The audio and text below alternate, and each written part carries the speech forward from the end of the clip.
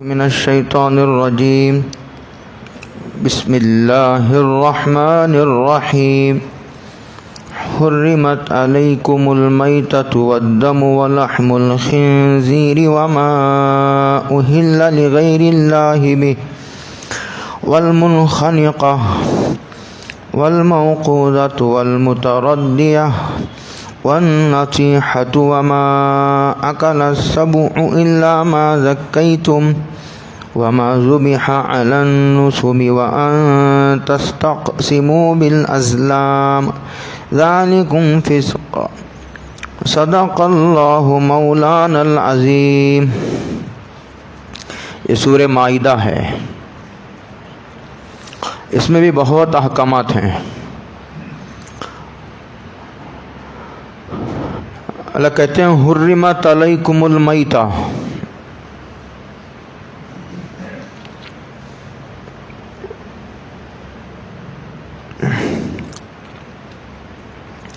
حالت احرام میں کیا ہوا شکار بشرطے کہ وہ خشکی کا ہو، سمندری نہ ہو، تو حرام ہے۔ جو آدمی شکار کرے اس کے لیے بھی حرام ہے، دوسرے آدمی کے لیے کھانا بھی حرام ہے۔ مردار کے حکم میں ہے، یہ پیچھے حکم آیا تھا، یہ مسئلہ آیا تھا پیچھے، اسی کی مناسبت سے کچھ اور مسائل بیان کرتے ہیں اور کہتے ہیں حرمت علیکم المیتہ، کہ تمہارے اوپر میتہ کو حرام کیا گیا ہے۔ میتہ یعنی مردار، جانور اپنی طبعی موت مر جائے، جیسے آدمی مرتا ہے، اپنا وقت آنے پر آدمی مر جاتا ہے، اس کو طبعی موت کہتے ہیں۔ وہ جانور جسے ذبح نہ کیا گیا ہو، اپنے وقت پر مر گیا، تو اس کا کھانا حرام ہے، وہ مردار ہے۔ والدم، اور جس کا کھانا حرام ہے اس کی خرید و فروخت بھی حرام ہے، یعنی ایسے جانور کو کوئی آدمی بیچ نہیں سکتا اور نہ کوئی آدمی خرید سکتا۔ جیسے شراب ہے، شراب کا پینا حرام ہے، اسی طرح اس کی خرید و فروخت بھی حرام ہے۔ اور جیسے بت ہیں، بت کی خرید و فروخت حرام ہے، جس طرح اس کی پوجا حرام ہے، خرید و فروخت بھی حرام ہے۔ والدم، خون کو پینا یا اگر گھٹ ہو جائے تو کھانا حرام ہے جی، اور اس کی خرید و فروخت بھی حرام ہے۔ بعض مسلمان غیر مسلم اسے لے لیتے ہیں، کھاتے ہیں، وہ گھٹ ہو جانے کے بعد وہ کلیجی کے مانند ہو جاتا ہے۔ کلیجی اور جگر بھی تو خون ہی ہیں، لیکن سرکار نے اسے حلال قرار دیا ہے، وہ بھی ایک جمع ہوا خون ہے، اسی لیے حدیث میں باقاعدہ ان دو کو الگ سے ذکر کیا گیا ہے۔ الکبد والطحال، کلیجی خون ہی ہے، وہ جمع ہوا خون، اور اسی طرح جگر ہے۔ والدم، خون، قرآن مجید نے ایک دوسری جگہ آگے آ رہا ہے، وہاں دم کے ساتھ مصفوحہ کی قید لگائی ہے۔ قرآن کریم کی بعض آیتیں دوسری آیتوں کی تفسیر کرتی ہے، اسی لیے تفسیر کرنے والے کو قرآن کریم کے ہر جملے پر نظر ہونی چاہیے، ورنہ اسے تفسیر کرنے کا حق نہیں ہے۔ بڑا نازک منصب ہے، ترجمہ دیکھ کر تفسیر نہیں کی جا سکتی۔ والدم، قرآن مجید نے ایک جگہ کا دمن مصفوحہ، بہتا ہوا خون، ہم نے جانور کو ذبح کیا، ذبح کرتے وقت رگوں سے نکل کر جو خون آتا ہے وہ بہتا ہوا خون ہے، اس کا کھانا حرام ہے۔ اگر وہ کپڑوں پر لگ جائے تو اس کے ساتھ نماز پڑھنا حرام ہے، اور یہ خون ہوتا ہے گوشت پر لگا ہوا، وہ حرام نہیں ہے۔ ذبح ہو گیا جانور، اور اس کی چمڑی اتار لی گئی. پھر اس کے بعد گوشت ہے, گوشت پر بھی کچھ خون لگا رہتا ہے, وہ خون حرام نہیں ہے. اگر دھوئے بغیر اس خون کے ساتھ کوئی پکا کر گوشت کھا لے تو جائز ہے, نہیں کھانا چاہیے ایسا, وہ نظافت کے خلاف ہے, پاک جو ہے لیکن ستھرائی کے خلاف ہے وہ, لیکن ناپاک نہیں ہے وہ. گوشت پر لگا ہوا خون اگر کپڑے کو لگ جائے تو اس کے ساتھ آدمی نماز بھی پڑھ سکتا ہے. قربانی کو موقع پر لوگ بہت پوچھتے ہیں یہ مسئلہ. تو وہ رگوں سے نکل کر جو بہتا ہوا خون نکلتا ہے اس کی خرید و فروخت بھی حرام ہے, اس کا کھانا بھی حرام ہے, کپڑوں پہ لگ جائے تو نماز بھی حرام ہے, اس کی مقدار بھی ہے. وَلَحْمُ الْخِنْزِيرِ, اور خنزیر کا گوشت حرام ہے, نہیں کھا سکتے, اسے کھا بھی نہیں سکتے, خرید و فروخت بھی جائز نہیں ہے. اس سے بظاہر شبہ ہوتا ہے کہ خنزیر کا گوشت ہی حرام ہے صرف, باقی چیزوں سے آدمی استفادہ کر سکتا ہے, اس کی چربی استعمال کر سکتا ہے, یا نہیں تو اس کی چمڑی استعمال کی جا سکتی ہے, کسی کام میں لائی جا سکتی ہے, نہیں, اس کا سارا وجود ہی حرام ہے. وَلَحْمُ الْخِنْزِيرِ, لیکن چونکہ جانور میں گوشت ہی اصل فائدے کی چیز ہوتی ہے, باقی سب چیزیں تو ضمنی ہوتے ہیں, گوشت ہی اصل ہوتا ہے, اسی لیے ایک اہم جز کا ذکر کر دیا گیا, اس کو کہتے ہیں عربی میں اعظم المنافع. علماء سمجھتے ہیں کہ چیز سے جو اصل مقصود ہوتا ہے اس کا ذکر کرتے ہیں.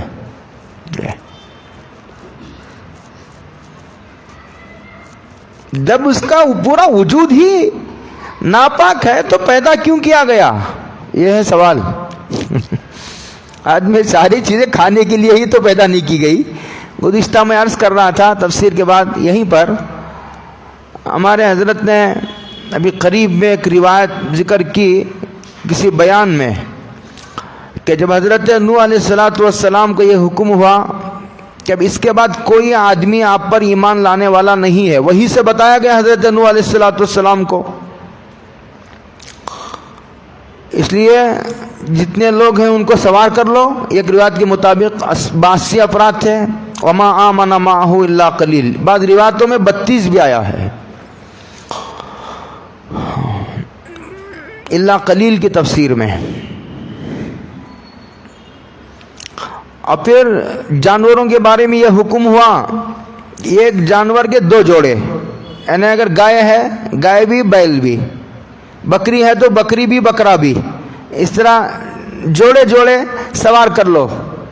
سوار کر لیا گیا, وہ پورا بڑی فیملی ہو گئی, اور جب کھائیں گے تو پھر جائے گندگی بھی ہوگی,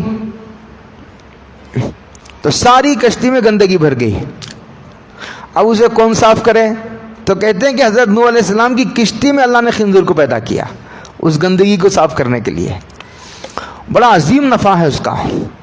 جتنے زہریلے جانور ہیں کہتے ہیں کہ وہ جو زہریلے اثرات ہیں فضا میں وہ اسے جذب کر لیتے ہیں, ورنہ عالم میں یہ دنیا میں آدمی یہ فضا اس کے لیے ہموار نہیں ہے اگر یہ زہریلے جانور نہ ہوں. تو لحم الخنزیر بظاہر ایسا معلوم ہوتا ہے کہ خنزیر کا صرف گوشت حرام ہے, لیکن روایتوں میں آتا ہے کہ اس کا پورا وجود ہی حرام ہے, اس کے چمڑے کو بھی استعمال نہیں کیا جا سکتا. وما اہل لغیر اللہ بھی, غیر اللہ کے لیے ذبح کیا ہوا جانور, خواجہ کا بکرا مشہور ہے, خواجہ کا مرغا بھی مشہور ہے. لوگ درگاہوں پر غیر اللہ کے نام پر دوسروں کے لیے ذبح کرتے ہیں, اگرچہ کہ اس پر اللہ کا نام لیتے ہیں. بسم اللہ بول کر ذبح کیا گیا, زیر بحث مسئلہ یہ نہیں ہے کہ جانور پر بسم اللہ پڑھا گیا ہے یا نہیں پڑھا گیا، مسئلہ یہ نہیں ہے زیر بحث. جانور کو ذبح کرتے وقت بسم اللہ تو پڑھا گیا، لیکن ذبح کیا گیا وہ خواجہ کے لیے، کسی نبی کے لیے کے نام پر، نبی کے نام پر، کسی اللہ کے ولی کے نام پر. کہتے ہیں وما اہل لغیر اللہ بھی، یہ بھی مردار کے حکم میں ہے، اگرچہ کہ اس جانور پر اللہ کا نام لیا گیا ہو، اس لیے کہ اللہ کے علاوہ کے لیے ذبح کرنا جائز نہیں ہے. ہاں ایسا کر سکتے ہیں کہ اللہ کے لیے اللہ کا نام لے کر ایک جانور کو ہم نے ذبح کر دیا، اس کا ثواب کسی نبی کو، صحابی کو یا اللہ کے ولی کو، زندہ کو، مرحوم کو اس کا ثواب پہنچایا جا سکتا ہے. یہ والمنخنقہ، یہ سارے ان جانوروں کا ذکر کیا جا رہا ہے جن کا کھانا حرام ہے. تو وہ جانور اگرچہ کہ ذبح کیا گیا ہے، لیکن اللہ کے علاوہ کے لیے ذبح کرنے کی وجہ سے وہ جائز نہیں ہے. والمنخنق، اللہ کے علاوہ کے لیے ذبح کیا جانے والا جانور بھی مردار کے حکم میں ہے، یہ کہنا چاہتا ہے قرآن. والمنخنقہ، گلا گھٹ کر یا گھوٹ کر، گلا کسی جگہ ہوتا ہے نا، جانور کبھی تنگ جگہ جانے کی کوشش کرتے ہیں، گئے اور گلا گھٹ کر وہیں مر گیا. ہوتا نا کبھی جانور چھوٹی تنگ جگہ میں جانے کی کوشش کرتے ہیں، اور کبھی گلا گھوٹ کر مار دیا گیا، ذبح نہیں کیا گیا. ذبح نہیں کرنے کی وجہ سے وہ جو خون ہے اندر ہی رہ گیا، تو اس کا وہ زہریلے اثرات، اس کی سمیت اندر ہی رہ گئی، باہر نہیں نکلی، خون وہیں جذب ہو گیا، اب وہ استعمال کے قابل نہیں رہا، وہ بھی حرام ہے. والموقوذہ، لکڑی سے یا پتھر سے پیٹ پیٹ کر جانور کو مار دیا گیا، ذبح نہیں کیا گیا. یہ زمانے جاہلیت میں لوگ جانور کو پیٹ پیٹ کر ذبح کر دیتے تھے، پیٹ پیٹ کر اور جب مر جاتا تھا، مارنے سے، جیسے مارنے سے بھی آدمی مرتا ہے، ذبح کرنا ہی ضروری نہیں ہے. آج کل آپ دیکھ رہے ہیں ماب لینچنگ کے واقعات، مارتے ہیں 10 7 15 آدمی مل کر کے، لکڑیوں سے مر جاتا ہے آدمی. مرنے کے لیے ذبح کرنا ہی ضروری نہیں ہے. جو لکڑی سے ہو یا پتھر سے مار کر مر گیا کوئی جانور، تو وہ بھی مردار کے حکم میں، اسے کھانا جائز نہیں ہے. والمتردیہ، پہاڑ سے جانور گر گیا زمین پر اور مر گیا، یا زمین سے کنویں میں گر گیا، کسی گڑھے میں گر گیا یا کسی گٹر میں گر گیا اور مر گیا، اس کا کھانا جائز نہیں. والمتردیہ. والنتیحہ، اچھا والموقوذہ میں حرام کی ایک وجہ یہ بھی ہے کہ ایک تو لکڑی سے مار کر مر گیا تو خون اندر ہی رہ گیا، اور دوسرا اس بے رحمی سے بچانے کے لیے اس جانور کو حرام کیا گیا کہ جانور کو مار مار کر جانور مار دیا گیا، لکڑی سے مار کر، پتھر سے مار کر. والنتیحہ، ایک دو جانوروں میں لڑائی ہوئی، جانوروں میں لڑائی ہوتی ہے، ایک جانور نے دوسرے کو سینگ مار دیا، اس سے مر گیا جانور، ذبح نہیں ہوا، سینگ مار دیا کسی ایسی جگہ کہ جس سے جانور مر گیا، اسے کھانا جائز نہیں. وما اکل السبع الا ما ذکیتم، درندے نے پکڑ لیا، درندہ کھا لیا جانور میں سے کچھ، کھا کر وہ جانور مر گیا، اب اسے کھانا جائز نہیں، مردار ہے. پکڑ لیا اور اس کی جان جانے تک اسے چھوڑا ہی نہیں، کھاتا رہا، اب اس کا کھانا جائز نہیں. پکڑا، چھوڑ کر بھاگ گیا، پکڑ کر تھوڑا کھانے کے بعد بھی وہ جانور زندہ رہا، اتنی دیر زندہ رہا کہ ایک آدمی نے اسے ذبح کر دیا، اب جائز ہے. الا ما ذکیتم. وما ذبح علی النصب، اور بعض لوگ استانوں پر، آستانوں پر جانوروں کو لے جا کر کے چھوڑتے ہیں، گھر کی تعظیم کے۔ اب تو یہ تھا کہ یہ کسی شخصیت کی تعظیم پر جانور ذبح کیا گیا تھا، اب جیسے کعبے کی تعظیم ہوتی ہے، کعبے کے پاس جا کر کے حدود حرم میں جانور ذبح ہوتے ہیں، اس طرح کعبے کے علاوہ کسی جگہ کی عظمت کے عنوان پر جانور کو ذبح کیا گیا، وہ بھی مردار کے حکم میں ہے۔ جیسے مٹوں میں پر چھوڑ دیتے ہیں لوگ اور اسے پھر ذبح کر کے کھا لیتے ہیں۔ اب یہ اس صورت میں چونکہ اوپر مسجد حرام کا کعبے کا ذکر آیا تھا، تو پھر کعبے کے علاوہ کی جگہ کی ایسی عظمت جیسے کعبے کی کہ اس کے نام پر جانور ذبح کیا جا رہا ہے، جگہ کی عظمت کے عنوان پر یہ جائز نہیں۔ وَأَن تَسْتَقْسِمُوا بِالْأَزْلَامِ، اور تم قسمتیں معلوم کرو ازلام کے ذریعے۔ تستقسموا قسمت سے ہے، اس کی دو تفسیریں ہیں۔ ایک تفسیر اس کی یہ ہے، کعبے کے پاس ایک تھیلا رکھا رہتا تھا، اس میں تیر تھے اور کسی پر لکھا ہوا تھا امرنی ربی، کسی پر لکھا ہوا تھا نہانی ربی۔ جب کسی کام میں ان کو تردد ہو جاتا تھا کہ یہ کرنا چاہیے یا نہیں کرنا چاہیے، تو وہاں کعبے کے پاس مجاور ہوتا تھا زمانے جاہلیت میں، جاتے تو تھیلا ہلا کر تیر نکالتا، اگر تیر نکلا اور اس پر لکھا ہوا امرانی ربی تو یہ سمجھتے تھے کہ اب مجھے اس کام کو جانا چاہیے، اور تھیلا ہلا کر تیر نکالا، اگر اس کو ایسا تیر نکل آیا جس پر لکھا ہوا تھا نہانی ربی، میرے رب نے مجھے منع کیا ہے، تو پھر نہیں جاتے تھے۔ اگر ایسا تیر نکل آیا جس پر کچھ لکھا ہوا نہیں تھا تو پھر دوبارہ جائے قسمت معلوم کی جاتی تھی، یہ اوہام پرستی تھی۔ اسلام نے اس کے برخلاف اللہ سے خیر طلب کرنے کا طریقہ بتایا۔ اللہ سے خیر طلب کرنا یہ آدمی کی سعادت مندی ہے۔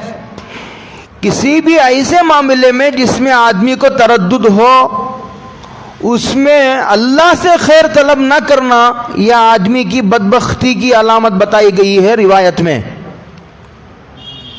اللہ سے بڑا علم کس کا ہے؟ ہر قدم پر معاملہ چھوٹا ہو یا بڑا، دین کا ہو یا دنیا کا، آدمی کو اللہ کی رہبری کی ضرورت ہے، انسان محتاج ہے۔ جیسے میں ہمیشہ کہا کرتا ہوں، انسان کا علم اتنا چھوٹا ہے، اگر کوئی مجھے پوچھے کتنا چھوٹا ہے، اتنا چھوٹا ہے کہ بتانے کے لیے دنیا میں اتنی کوئی چھوٹی چیز ہی نہیں ہے اتنا چھوٹا ہے۔ تو اللہ سے خیر طلب کرنے کا وہ محتاج ہے، اسے ضرورت ہے خیر طلب کرنے کی، اسی لیے ہمیشہ آدمی کو خاص طور سے اہم معاملات میں انفرادی ہو یا اجتماعی خیر طلب کرنا چاہیے۔ اس کے باقاعدہ دعائیں آئی ہیں کہ، اور اس کا اعلیٰ طریقہ یہ ہے کہ آدمی اچھی طرح وضو کرے، 2 رکعت نفل نماز پڑھے نماز استخارہ کے نام سے، اور اس کے بعد باقاعدہ دعا آئی ہے استخارے کی خاص دعا مانگے، اس میں اللہ کے علم کا، قدرت کا حوالہ دیا گیا، اللہ کی عظمتوں کا حوالہ دیا گیا ہے، اور پھر خیر طلب کی گئی ہے۔ اس کے وہ دن میں بھی ہو سکتا ہے، رات میں بھی ہو سکتا ہے استخارہ، ایک بار بھی ہو سکتا ہے، 7 دن بھی ہو سکتا ہے، مہینے تک بھی ہو سکتا ہے۔ جب تدوین حدیث کا مرحلہ پیش آیا تو فاروق اعظم رضی اللہ تعالیٰ عنہ نے 1 مہینے تک استخارہ فرمایا تھا۔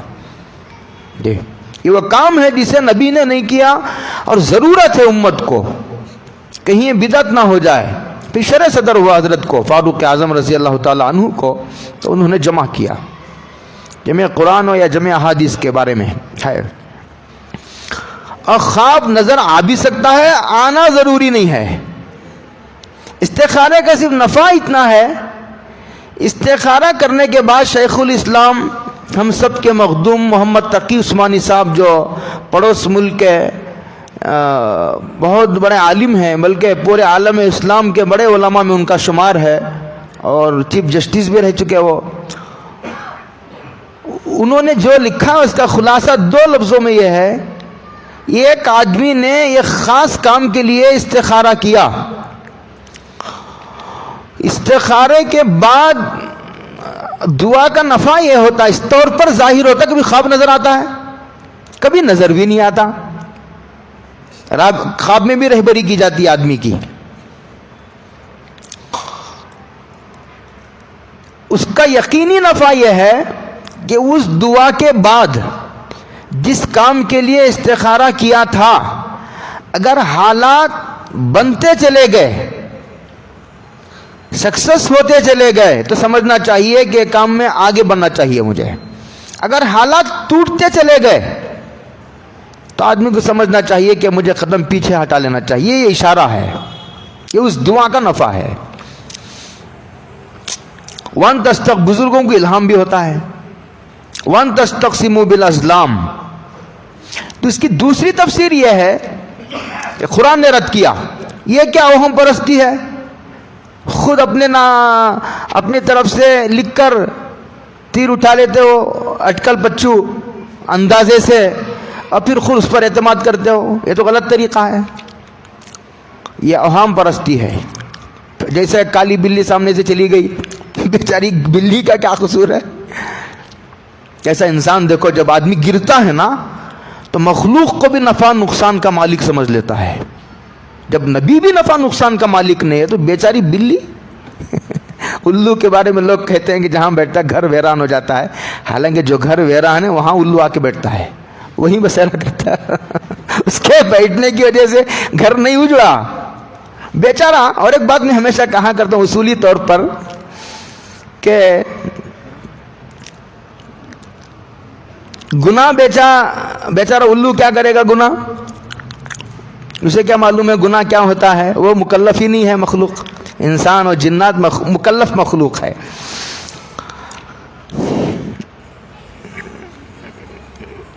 گناہ اور فرما برداری کے راستے سے برکت و نحوست آتی ہے، اعمال کے راستے سے۔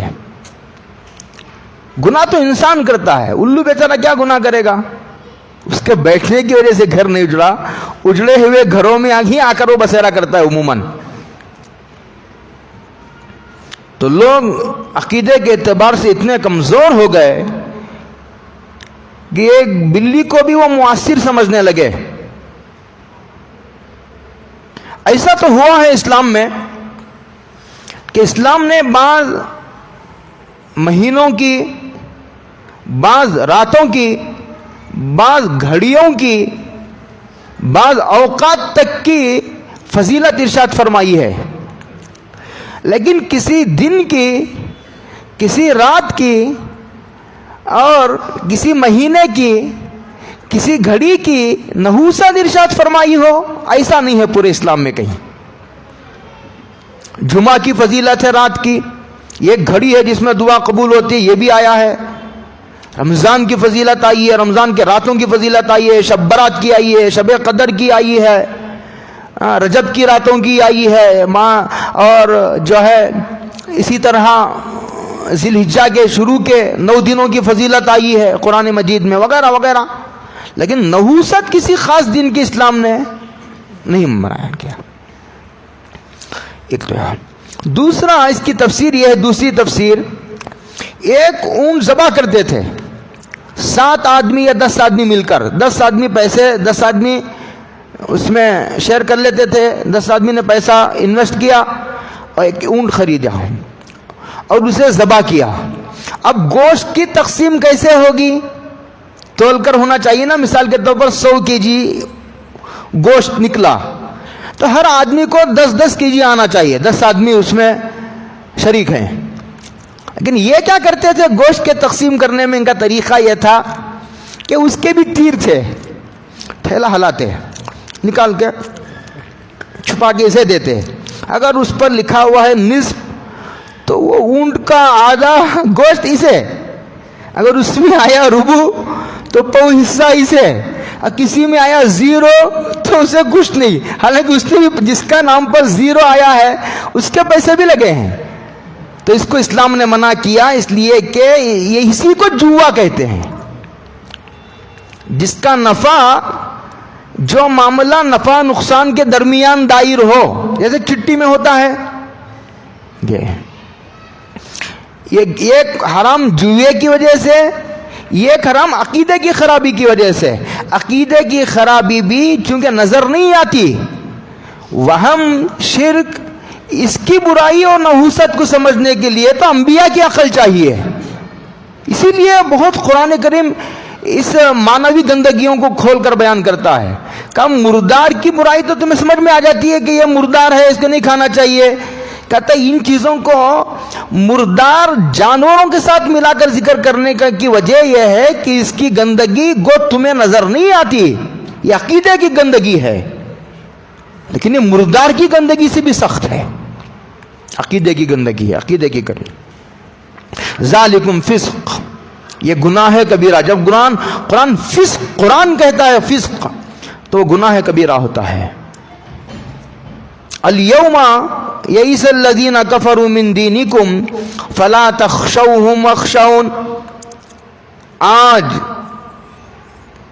کافر لوگ تمہاری دین کو ترقی سے روکنے سے مایوس ہو. بہت انہوں نے زور لگایا، بہت زور لگایا. پہلے تو انہوں نے جو ہے پیسے لالچ کے ذریعے سے خریدنے کی کوشش کی سرکار دو عالم صلی اللہ علیہ وسلم کو. چاروں طرف سے مار مار کر کے دیکھا، جدھر سے مارتے ہیں ادھر پکا. اگر نبی اپنی طرف سے اگر نبوت کا دعویٰ کیا ہوتا تو اتنی تکلیفیں برداشت کرنے کے لیے تیار نہیں ہوتا. غیبی نصرت تھی سرکار کے ساتھ صلی اللہ علیہ وسلم. بالکل بے سر و سامانی میں ابھرنے والا نبی ہے. یہ کوئی سیرت کا جلسہ نہیں ہے. میں تو یہ کہہ رہا تھا کہ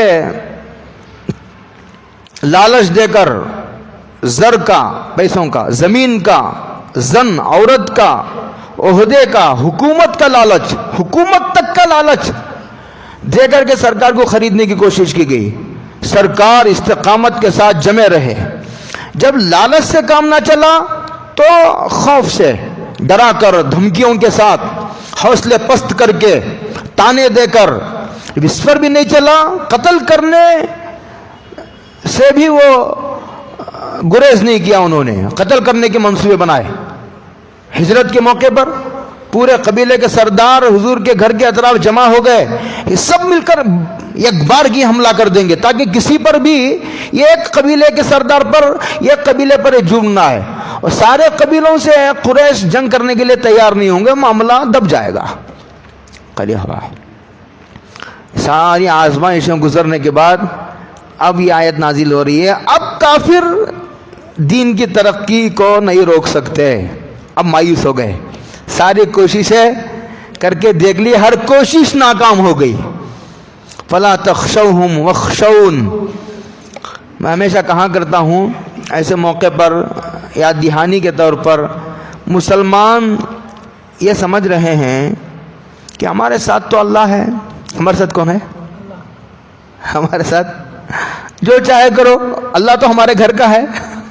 اللہ ہمارے گھر کا ہے، جو چاہے کرو، چاہے شرک کرو، پوجا کرو، سجدے کرو، طواف کرو غیر اللہ کا. کیونکہ ہمارا نام مسلمانوں کا ہے نا، ہمارے فیور میں اللہ کو بات کرنی ہی پڑے گی. گویا اللہ کو ہماری ضرورت ہے. مسلمانوں نے یہ سمجھ رکھا ہے. اور ان لوگوں کو کیا ہے؟ کافر کس غلط فہمی میں ہے؟ اس غلط فہمی میں ہے ان کے پاس حکومت نہیں، ان کے پاس طاقت نہیں، ان کے پاس مال و دولت کے نقشے نہیں، اور ان کے پاس خزانے نہیں. وہ اس غلط، ان کو یہ نہیں معلوم کہ مسلمانوں کے صف میں خدا کھڑا ہے. یہ اس غلط فہمی میں ہے، وہ اس غلط فہمی میں ہے. دونوں کو اس غلط فہمی سے نکل جانے کی ضرورت ہے. کہتے ہیں فلا تخشوہم واخشون، اب ان سے ڈرنے کی ضرورت نہیں، بالکل بے فکر ہو کر مجھ سے ہی ڈرو، دین پر عمل کرو۔ حالات بالکل سازگار ہو گئے، راہ ہموار ہو گئی، رکاوٹیں دور ہو گئی۔ پھر حجۃ الوداع کے موقع پر یہ آیت نازل ہوئی، الیوم اکملت لکم دینکم، ہم نے تمہارے لیے تمہارے دین کو مکمل کر دیا، واتممت علیکم نعمتی، اور میں نے میری نعمت تم پر مکمل کر دی، ورضیت لکم الاسلام دینا، اور قیامت تک کے لیے اسلام کو دین کے طور پر پسند کر لیا گیا۔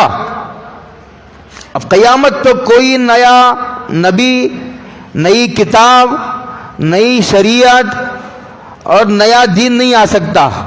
اب لوگ کہیں گے نیا ایڈیشن لاؤ دین کا، نیا ایڈیشن لاؤ، یہ بدلتے ہوئے حالات ہیں، یہ کمپیوٹر کا زمانہ ہے، ٹیکنالوجی کا دور ہے۔ ہاں، پہلے لوگ پیدل سفر کرتے تھے، اب یہ فلائٹس کا دور ہے، لوگ بائی ایئر سفر کرتے ہیں، اس لیے اب اسلام کا نیا ایڈیشن لاؤ۔ بولتے نہیں زبان سے، لیکن بزبان حال ان کی یہی کوششیں ہیں کہ نہیں، قیامت تک کے لیے اب اسلام ہی میں کامیابی ہے، اللہ نے دین کے طور پر اسلام کو پسند کر لیا ہے۔ آگے ایک مجبوری کا حکم بیان کرتے ہیں، اوپر کہا تھا مردار حرام، تو کہتے ہیں کہ فمن اضطر فی مخمصہ، کوئی آدمی بھوک کی شدت کی وجہ سے مجبور ہو جائے، کیا ہو جائے؟ مجبور ہو جائے، غیر متجانف للاسم، لیکن گناہ کرنے کا ارادہ نہیں ہے اس کا، اس کی طبیعت گناہ کرنے کی طرف مائل نہیں ہے، مجبوری ہے، بیچاری مجبوری ستا رہی ہے، کئی دن کا بھوکا ہے، اگر نہیں کھائے گا تو بہت خطرے ہیں اسے۔ ایسے موقع پر اگر یہ حکم دیتا اسلام مر جاؤ، کیا ہو جاؤ؟ مر جاؤ، اگر تمہیں مردار کے علاوہ حلال جانور نہ ملے تو مر جاؤ، مگر مردار مت کھاؤ، ایسا بھی حکم دے سکتا تھا، لیکن اللہ تعالیٰ ارحم الراحمین ہے، وہ بندوں کی کمزوریوں، ان کی استعداد اور پھر ان کی مصلحتوں کے پیش نظر حکم صادر فرماتے ہیں، اتنا ایسا حکم دیتے ہیں جسے آدمی اگر عمل کرنا چاہے تو اسے ممکن رہے۔ اور ایک بات اور ہمیشہ کہا کرتا ہوں میں، پوری شریعت کو سامنے رکھ کر کے بعضوں نے لکھا ہے، یہ جو شریعت نازل کی گئی ہے یہ امت کے سب سے ادنا درجے کے طبقے کو سامنے رکھ کر نازل کی گئی ہے۔ جیسے 5 وقت کی نمازیں ہیں، وہ کون ادنا سے ادنا مسلمان نہیں پڑھ سکتا بتاؤ؟ ورنہ تو جو اہل اللہ ہیں ساری رات پڑھ کر بھی ان کی طبیعت نہیں بھرتی، ان کا دل نہیں بھرتا، جی نہیں بھرتا، ساری رات نماز پڑھ کر بھی وہ ان کو شکایت رہتی ہے کہ اللہ تیری رات چھوٹی ہو گئی، ہماری 2 رکعت میں تیری رات ہی ختم ہو گئی، کتنی چھوٹی رات بنایا ہے۔ یہ امت کا اعلیٰ درجے کا طبقہ ہے، ان کو سامنے رکھ کر شریعت نہیں بنائی گئی، امت کے گھٹیا درجے کے لوگوں کو سامنے رکھ کر شریعت بنائی گئی ہے، تاکہ امت کے چھوٹے لوگ بھی اگر عمل کرنا چاہے تو ان کے لیے راستہ کھلا رہے۔ تو کہتے ہیں کہ یہ رخصت ہے، ٹھیک ہے، ایسی مجبوری ہے، بھوک کی شدت کی وجہ سے مجبور ہو گئے ہو تو ضرورت پر، بولو ضرورت پر، بقدر ضرورت، ضرورت کہتے ہیں جس کے بغیر کام نہیں چلتا، جس کے بغیر کام، ہمارے جزائے خیر دے شیخ الاسلام محمد تقی عثمانی صاحب دامت برکاتہم العالیہ کو حیدرآباد کے ایک فقہی سیمینار کے تمہیدی خطاب میں انہوں نے فرمایا تھا کہ یہ مغرب کی ضرورت سے چوکنا رہو، غیر ضرورت کو ضرورت کا عنوان دے کر کے زندگی میں داخل کر دیتے ہیں۔ عجیب بات فرمائی تھی جس کے بغیر کام نہ چلے اسے شریعت کہتی ہے ضرورت، ضرورت پر بقدر ضرورت مردار کو بھی آدمی کھا سکتا ہے۔ فإن اللہ بلا، لیکن وہ حرام ہے، لیکن حرام ہونے کے باوجود مجبور ہونے سے وہ مردار حلال نہیں ہو جاتا. حرام ہی کو کھانے کا حکم ہے. کھانے کا کسے حکم ہے؟ حرام ہی کو کھانے کا حکم ہے مجبوری کی وجہ سے. اور یہ حکم غذا میں بھی ہے، یہی حکم دوا میں بھی ہے.